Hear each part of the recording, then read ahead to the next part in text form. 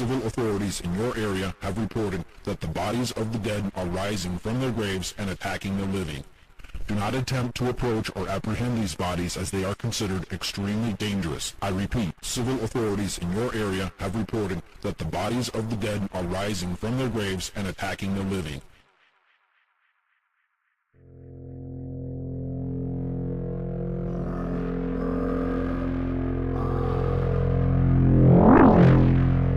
Back in 1969 in Pittsburgh at the VA hospital, there was a chemical spill and all that stuff kind of leaked down into the morgue, and it made all the dead bodies kind of jump around as though it was alive. What chemical?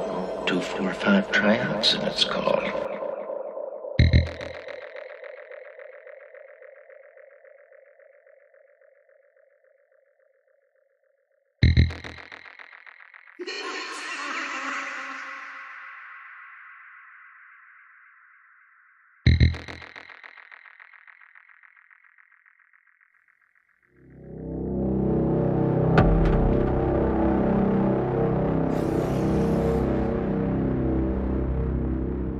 When there's no more room in hell, the dead walk here.